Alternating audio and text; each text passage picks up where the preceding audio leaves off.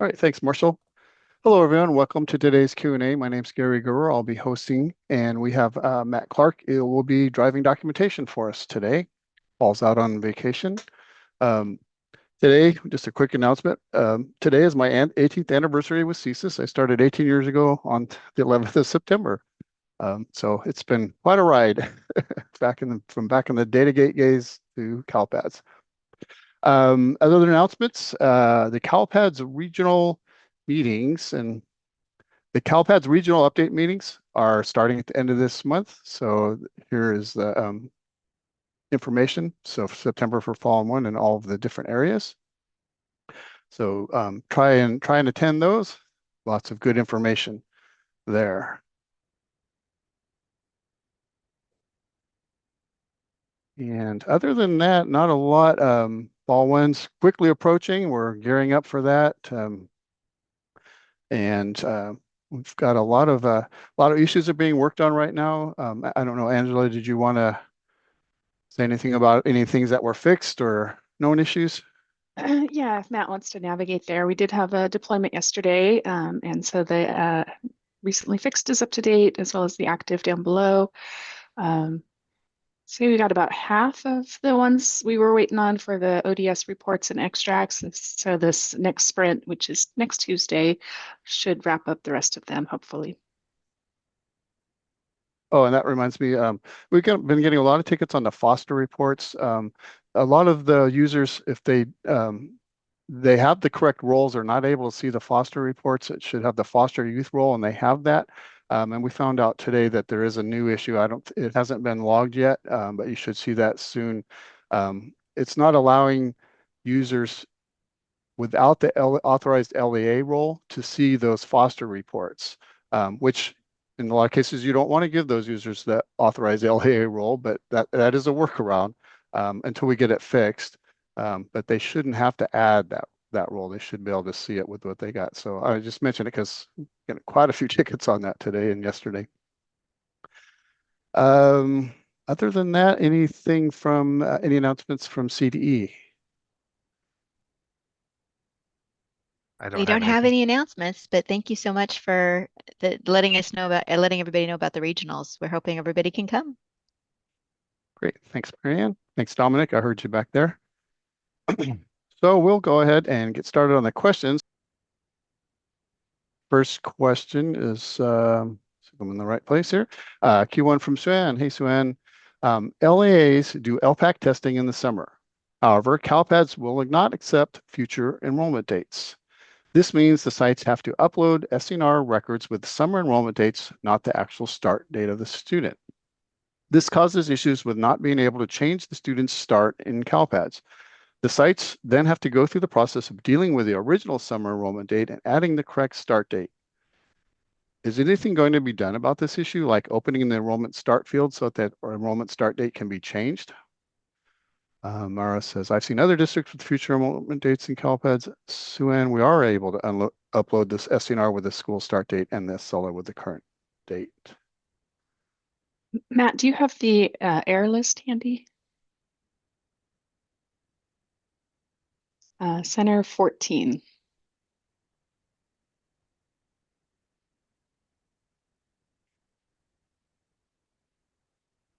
So you're allowed to have it up to 6 months in the future.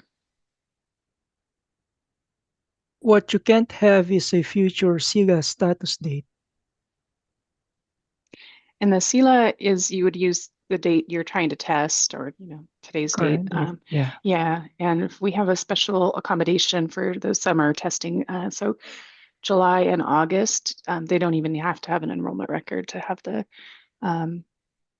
to allow you to put that TBD record in. Okay. Next question's Q1 from Sonoan. Is there a place where we can monitor our tickets and the ticket status?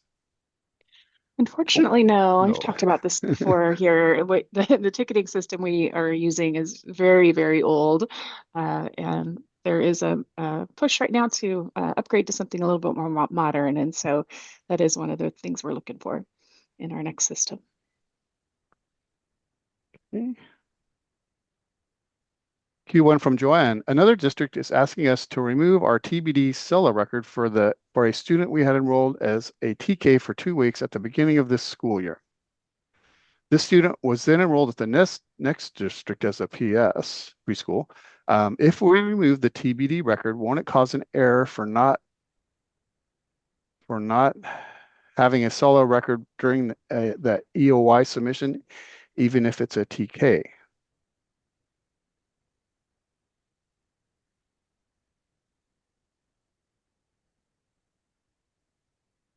If the student's not with you anymore, it shouldn't cause a problem. I think she's asking because end of year looks at the entire school year. I don't see Thor on. I don't know if Marianne, if you know off the top of your head, is there any harm? Because that TBD will carry over to the new district, but they put them in as a preschooler.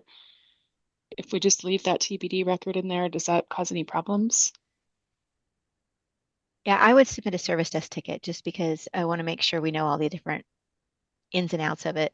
Okay. Thank you. Okay, Joanne. Okay, next question is from Shelley, Q1, and follow-up or Q2 from my student and family service staff. Where on a school's California dashboard does alternative to suspension and other means of correction appear? Is there a graphic for this data, like the graphic for the suspension data? If there is no direct reporting on the dashboard right now for alternative to suspension, other means of correction, when can we anticipate it becoming an explicit part of the dashboard data and reporting? Ooh, this is a interesting question. This might be a service ticket as well, but I usually refer to the technical guide on the California School dashboard to see and any updates there. But unless someone else has an answer for this question, we might need a service desk ticket for this one. Yeah, I'd have to go do some reading to find the answer to that one. It doesn't appear on the dashboard, just FYI. It does not? No. Is that what you said? Do you know Oh, if Brandy's it's here. Thanks, Brandy. Hi, Brandy. Do you know if it's pending? I'm glad you're here because Sean's not here today. It is not. They until the state board has any sort of makes any sort of move towards including other means of correction into the dashboard, it's not going to be included. Although even though it is not included in the dashboard, it is reflected in some form in the data quest data.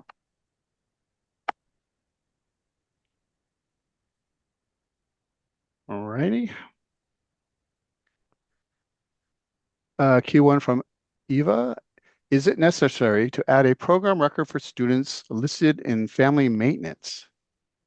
Currently, my LEA only adds foster records for students listed in foster focus. Well, we don't have a program for foster. That comes from the counties. But I'm not sure. Robin's given the correct answer down below. Okay, here we go. Robin, CalPADS doesn't do program record uploads for foster, and the ones you're populating in your SIS don't go up to CalPADS. CalPADS counts students as foster if, one, they are found in the CDSS foster match, or two, if you use your local foster match page to match them by client case ID. Thanks, Robin. But students in foster family maintenance are included for purposes of LCFF. So if you're not seeing them in your list, you should try to do the foster match, their client ID. Awesome. Thanks, Brandy. People may not know how to do that.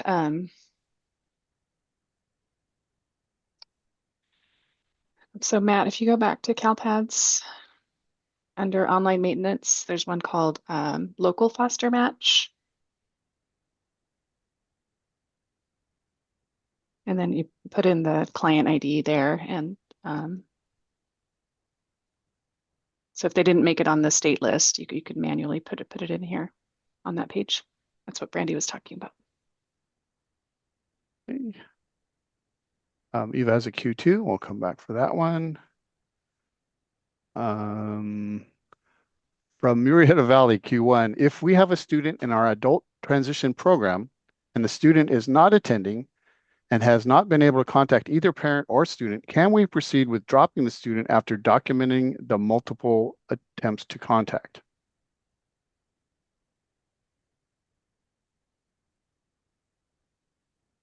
If the student is not is over 18,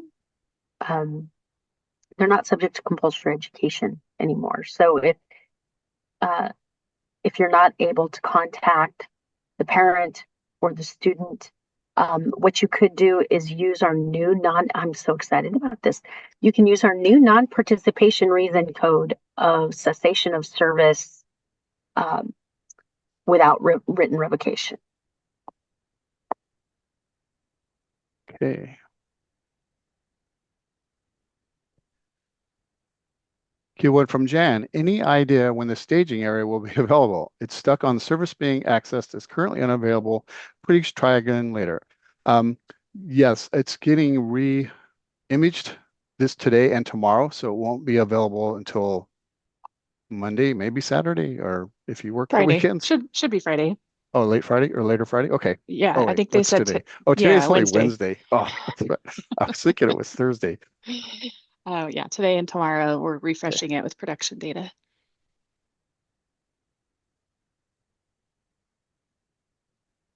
Q1 from Linda. Estimated timeline on the fix for known issue 6949. It was escalated on August 27th.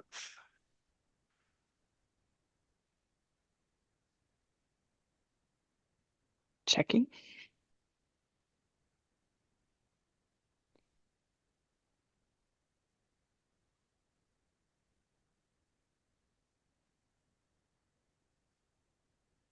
Dogs are barking. I'm sorry. Oh yeah, I'm waiting on that one as well. Tuesday's release is that one's slated for. Oh, Still perfect. being worked on right now though.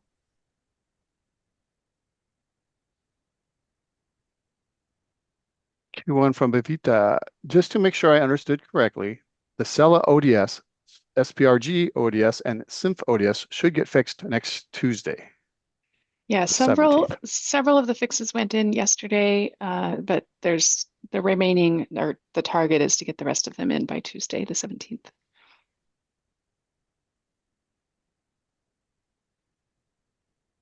Okay, I see the Q2. We'll come back for that one. Q1 from Donovan.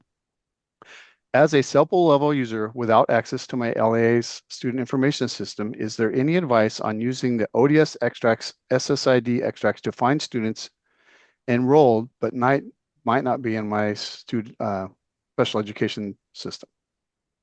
Hey, Donovan. So, monitoring report 1621 is something that you can run for your entire SELPA. It's going to return a list of all of the students that you have enrolled, and it's going to show you where their plan records came from. So if you see students on that list that are enrolled in your LEAs, but the LEAs listed are not part of your SELPA, then that tells you that you have enrolled a student that has an active plan, but you have not submitted your own adoption of that plan. Thanks, Dominic. Mhm. Q1 from Leilani. We have a special ed student that is attending our district on an MOU. Do I need to add a secondary enrollment for this student? And if there is behavior incident on our campus, do we report it or do I send that information to the primary enrollment district?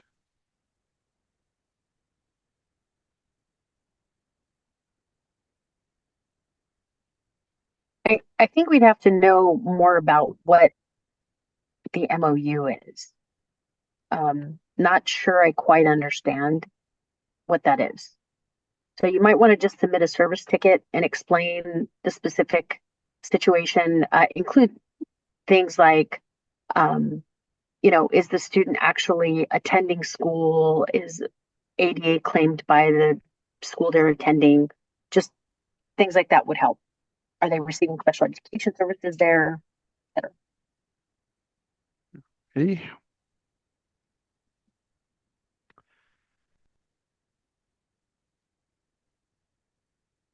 And as a Q2, we'll come back to that. Q1 from Val, follow up on the foster reporting issue. Would there be a downside to providing staff with authorizing LA role in the CALPADS to view the foster reports?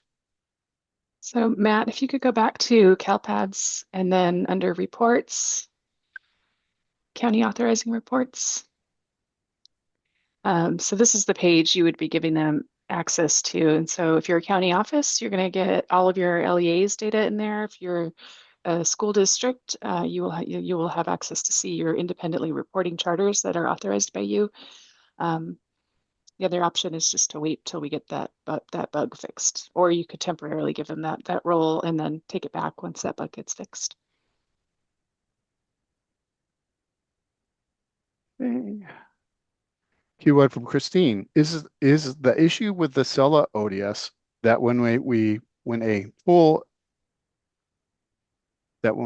pull a file into information system and I view the student Cella ODS, it shows previous school record and then shows our district Cella record. Is this the current error or should the ODS act this?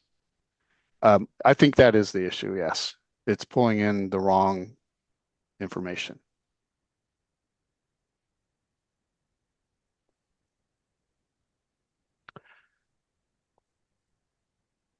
Did you find it, Matt? I found a couple that said Cella, but I haven't found that. There's a few. It's 6950 under on the bottom active list. Yeah, that sounds like what you're seeing. Yeah, and just a reminder to show folks how you got this report. When you're logged into CalPADS, if you scroll all the way down to the bottom,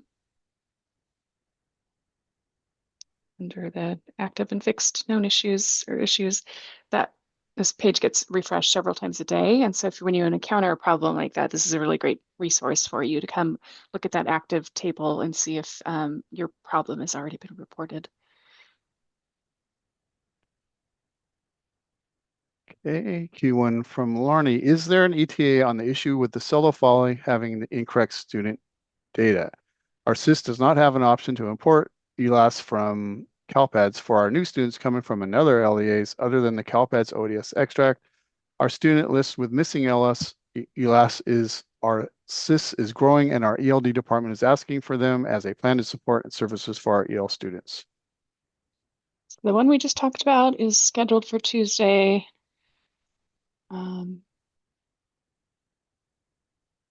Same with the other one where it's missing students.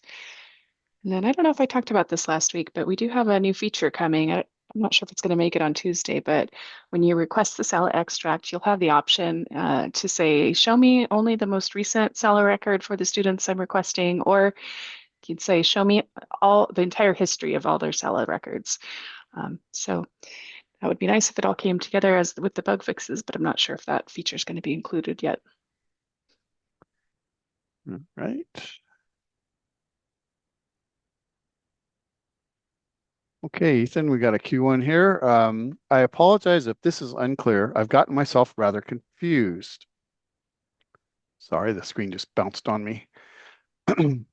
Regarding reporting the FRPM eligibility for separate provision schools, my general takeaway is if the student qualifies in the base year by any method, AIF, direct cert, categorical eligibility, then we can report them with that same status for all subsequent years by creating new FRPM eligibility records each year until the next base year.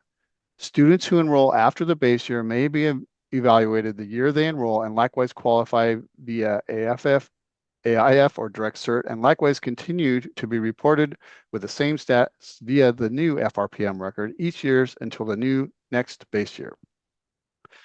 Students who are initially full pay in their base year or they enroll but who change status at any point in the cycle may receive new FRPM eligibility if they start being DC'd or we collect a new AIF for them, and the new status reported each year until the next base year.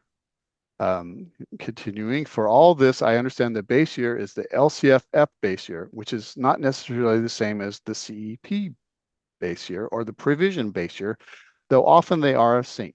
Today, I learned that some schools may not declare an LCFF base year at all, and that's allowed. In that case, does any of the multi-year FRPM eligibility apply, or does there have to be an LCFF base year declared?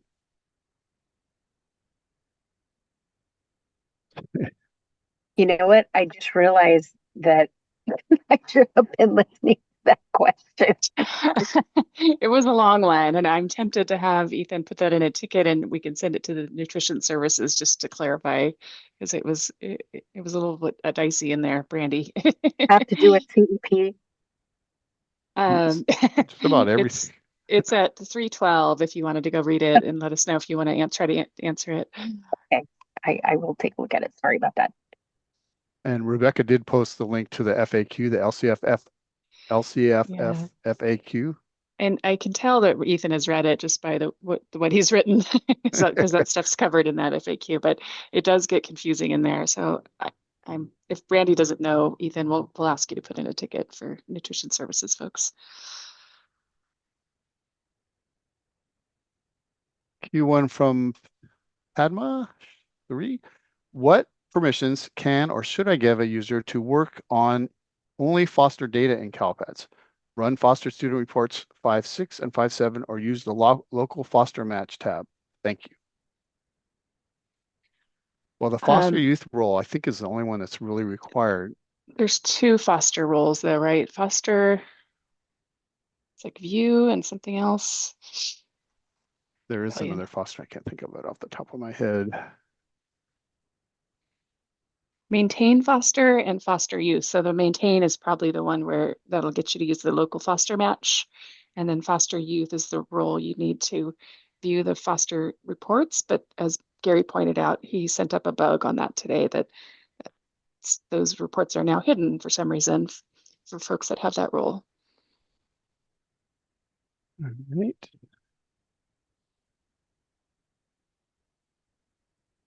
From Anonymous Q1, can you please provide a list of files that are full replacement or where to find them? We do I'm have sure it's in the CFS, but I'm sure it's in the user manual too. Yeah. Kyron, do you know off the top of your head how they'd find that? If you click on search and type full replacement or replacement type,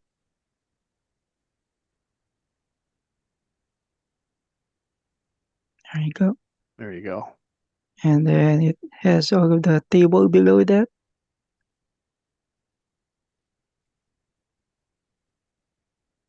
Okay, so hope that's helpful for you, Anonymous. Q1 from Angelina. Can we exit students that is enrolled in high school and not attending because they are a runaway? How long can we keep enrolled? So Ann posted, you should exit the student as of the last day the student attended. If the student comes back, then re-enroll the student.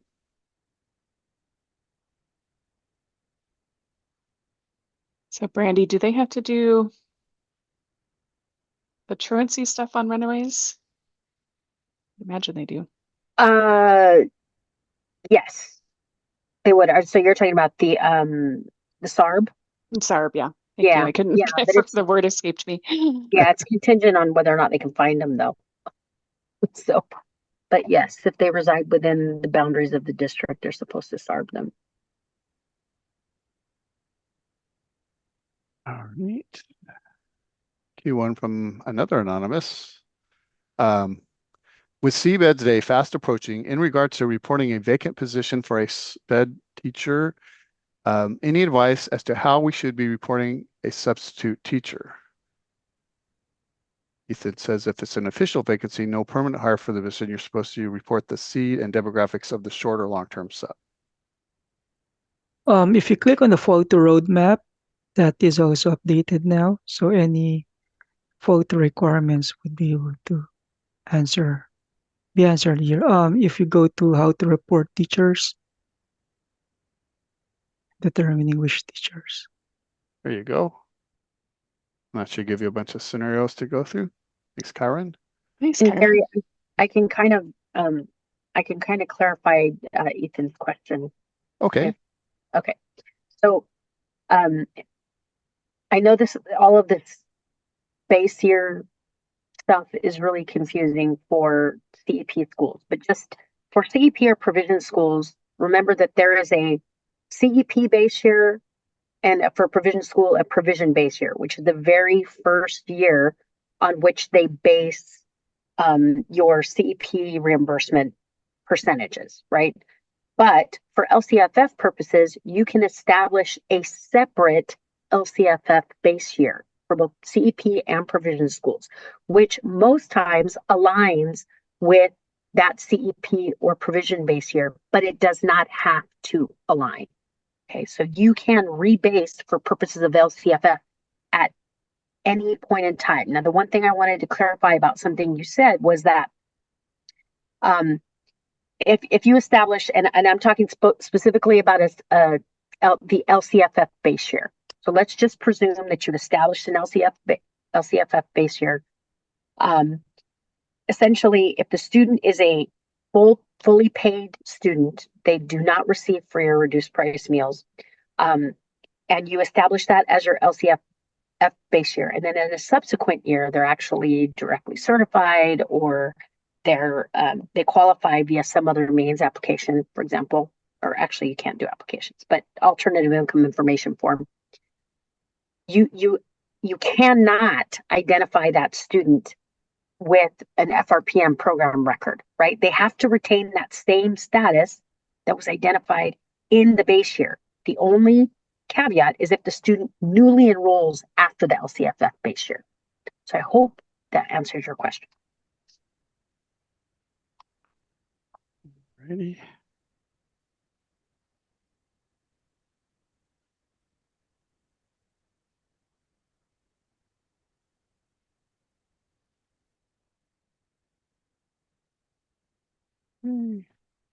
So I'm Q3, Q1 from Anonymous. How does a foster student get free or reduced record?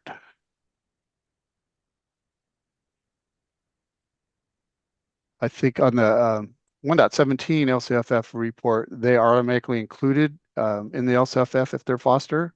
But to get a free or reduced record, you would have to upload a FRPM record.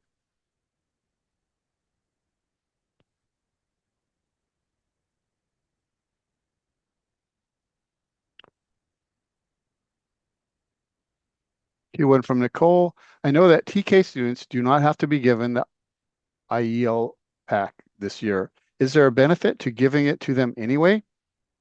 If they are determined to be EL, when they increase the district's unduplicated count, TK students aren't tested. They can't be. They have to be KN. And as Sue-Ann and Rebecca say below as well. Okay, that's the end of the Q1s. I'll go back up to the Q2s. Q2 from, first one I have is from Eva. What is the process? Oh, I'm sorry. What is the progress on the direct certification extract known issues? Any close to a fix? Yes, that's part of that batch. I was saying that are going to be fixed for next Tuesday. It's the target anyway. Hopefully And that one everything does have a goes good. workaround, right? That one is if you select all schools. All schools, yeah.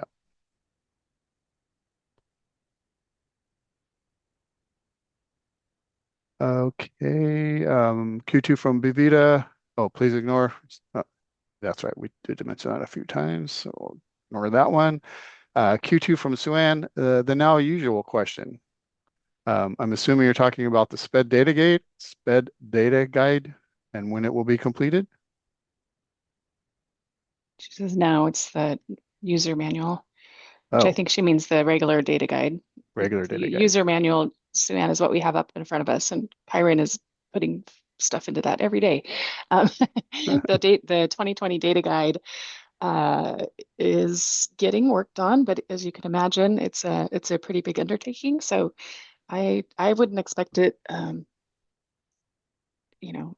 before Information Day or anything like that. It's going to be a while before they can get that rewritten. I Okay. think they're splitting it out, right, Brandy? We're going to have all the SPED data is coming out of the data guide going into its own user manual or data guide. Yeah. Yes. And it's all because of you, Sue-Ann. Thanks. And I don't know if you, Dominic, want to give an update on the SPED data guide. I have no updates at this time, unfortunately. Sorry, Sue-Ann. Alrighty. Q3 from Sue-Ann. Anyone know about the pending AB 1113 bill, expanded learning program?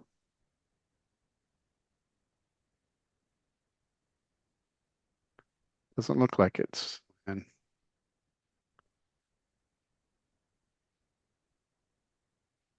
Does Marianne know anything about that one? We're looking to see what the requirements will be, but we Thanks, haven't Marianne. gotten them yet. Okay, thanks. Q1 from Eric. Our middle school vice principal is on maternity leave. We have a kinder teacher taking over during that time. We have a long-term sub in place of the TK teacher. How do we report this movement? I was thinking of reporting the sub because they will be in the classroom during census day, but this is not a vacancy. This will also dictate how to report the kinder teacher that is in the VP temp position. And Natasha says, we always report the scheduled teacher of record for census day, and that's the right answer there.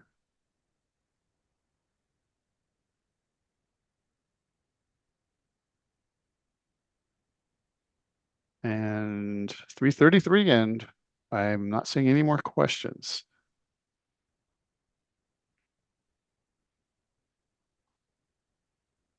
Before another one pops up, we did get a lot of congratulations on that 18-year anniversary, Gary. Yes. It doesn't seem like 18 years. Sometimes I still feel like I just started. That's crazy because it's been 18 years, but it's been a fun ride. I really enjoy this job. Here's a question from Wong. So if a student from a CEP school who qualified for free and reduced through DC in the base year, 22-23, this year, 24-25, the student is not eligible through DC, according to the LCFF guide. School should or should not create a 182 to retain the base year status. Do the schools need to collect AIF to recapture eligibility for the student who lost eligibility this year but was eligible in the base year? No, so the point is eligibility is established in the LCFF base year, and for students that remain continuously enrolled through the next base year, their status stays exactly the same. It does not change at all. So if they were eligible in the base year, but then the subsequent year they weren't, guess what? You still get to keep them as eligible until the next base year, or and as long as they're enrolled. But conversely, if a student was identified as fully paid, well, it's not conversely, it just means, but if a student was full paying in the first year and then the next year they were free, you don't get to count them as free unless you decide to rebase your LCFF, right? So you can rebase for purposes of LCFF, but you got to do it for everybody. You can't do it just for one student. All right. Q1 from Anonymous. Do we report substitutes from an agency that will be in the classroom on October 2nd, 2024, or Census Day this year? If there's a teacher of record, no. If they're a long-term sub and there's no teacher of record, yes. I think that's the answer.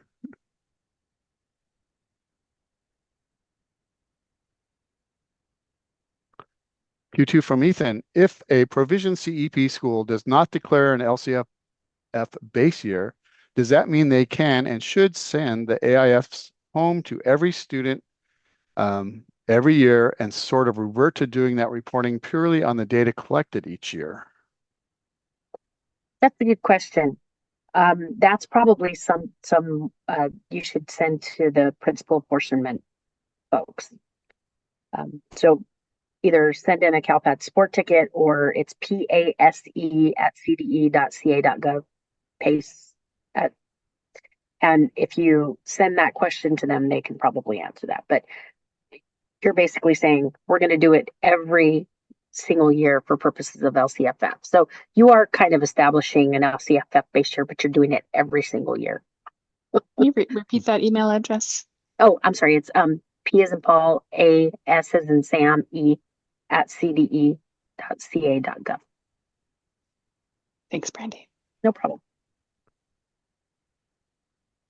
Q1 from Alex. When running the ODS extracts to bring back into the student information system areas, in this case, what is the best option to select? The active student or the date range? I recommend the date range. Sue-Ann recommends the date range.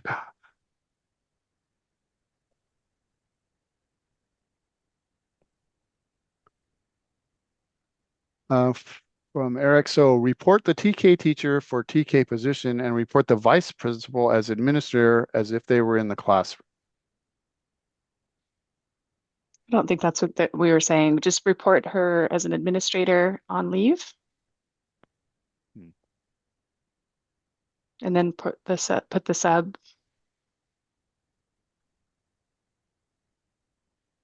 Okay. So, well, no, wait a minute. So the TK teacher, I think that the TK teacher is the teacher of record. yeah, so they're Yeah. the teacher of record. Okay. I'm tripping myself up. So, so the VP who's on leave would have the VP on leave staff assignment 6080. The TK teacher should, if she is also taking the VP position, if she has the admin credential to do that, you report the staff assignment of the admin credential plus the teaching assignment of the teacher. And then you still assign the TK teacher to the TK class. Thanks, Karen. You two from Sonoan. Brandy, can that information be sent in a flash? And I'm not sure what information she's referring to. Hope But you're not talking about the CEP stuff, the provision and all of that. I'm not sure what you're talking about, but that's what you're talking about. Guess what? I don't have to do that anymore. It's also kind of pretty much outside of CalPADS, right? It's its own division at CDE. Yeah. Well, yes, it is. it says, I think she was referring to the new feature. What new feature? And I'm not sure what that is about. What are you talking Probably, about? probably Maybe the the one. SILA ODS. Yeah, so that is coming. It's going to be, if you're asking what it was the when you're requesting the SELA ODS extract, you'll have the option soon to include only the most recent SELA record for the students or the entire history of the students' SELA records.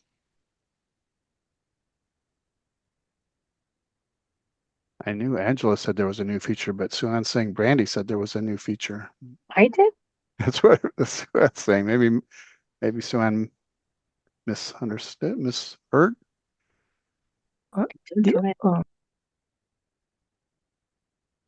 Oh, Sonoan did say regarding the LCFF CEP. Yeah, that really is yeah. outside of, well, I'll put a link in the chat for you or how to get more help on SEP schools. Question one from By Heidi. the way, all of this is documented already. I think Rebecca Aguila actually posted the LCFF FAQ, and all of this is in there. It's just it's hard to kind of wrap your head around it. That's all. Yeah. So, I mean, I can see people wanting clarifying questions, Brandy. Yes. Thank you. Q1 from Heidi. I heard something about Brandy's Roadshow yesterday in a training. Is that special ed training coming up? And if so, how do I sign up for that? I thought they posted that information. I just dropped the link in the chat for the roadshows. Yes, and it's actually Dominic's training, and Brad is a special guest. Way to delegate, Brandy. And Matt's showing it up on the screen for you guys. I think it's also in the fall one roadmap. I have it there too. And we are getting ready to send out a special education focused flash that has a lot of this information in it as well.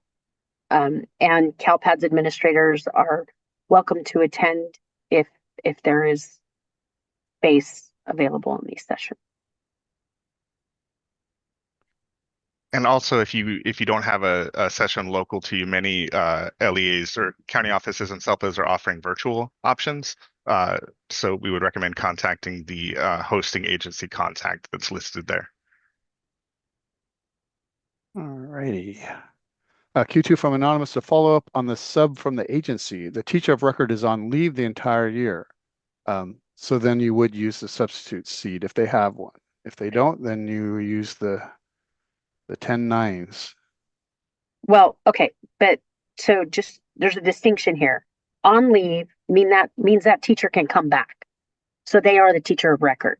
You will always report teacher of record. It doesn't matter how long they're on leave for. A vacancy means I don't have anybody at all for that position, and they're not coming back. Okay, thanks for the clarification, Brandy. No problem. And there's also an FAQ, Matt, on how to report a teacher that is not employed by the LEA, not an employee of the LEA. How to report a course section if the teacher teaching it does not have a seed, or if the reporting LEA is not the employing agency.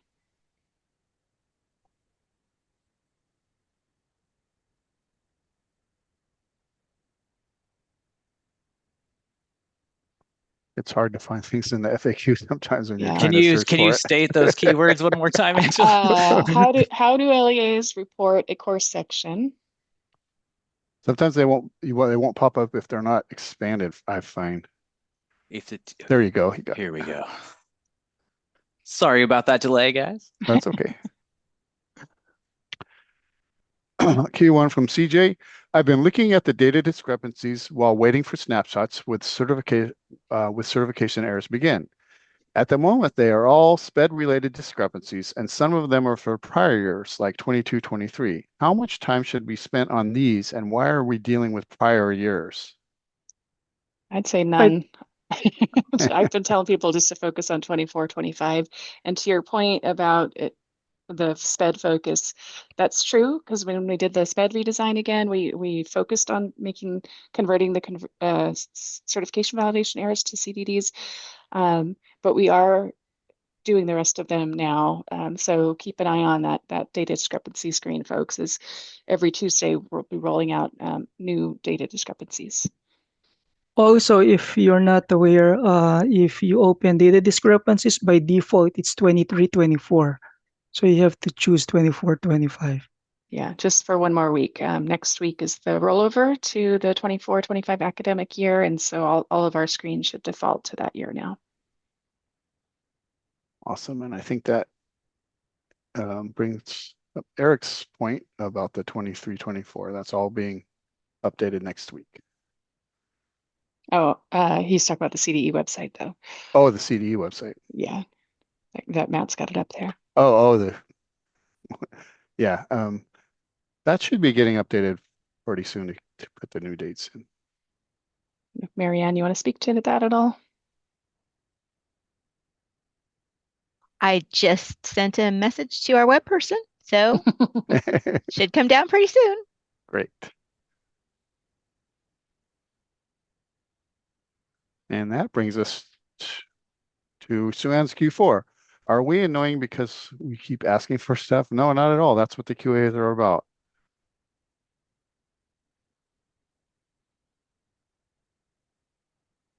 Larnie says, Q2, I thought that if a long-term substitute is substituting on census day for an absent teacher, for example, on maternity leave, that we report the long-term substitute on the course section. No, I think it's still supposed to be the teacher of record. So if you scroll up just above there's the definition of teacher of record. So that could probably clarify. Yeah, there we go. Thanks, Karen.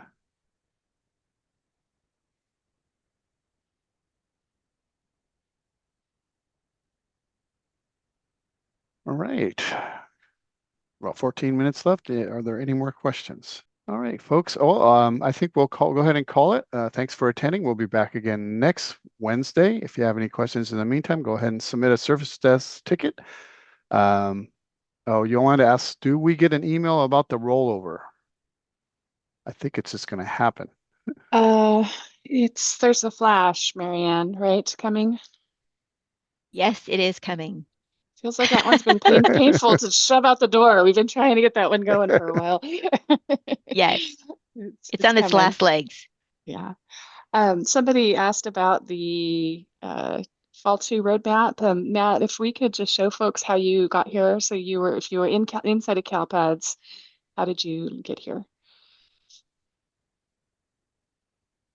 So left-hand nav, help,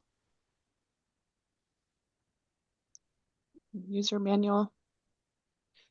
And it's on the front page. We got the Fall 1 roadmap and Fall 2 roadmap, and those are both updated for the 24-25 academic year. Perfect. All righty. Well, I think we're going to go ahead and call it then, folks. Give you a couple minutes back. We will be back again next Wednesday. Thanks everyone for helping, and see you next Wednesday.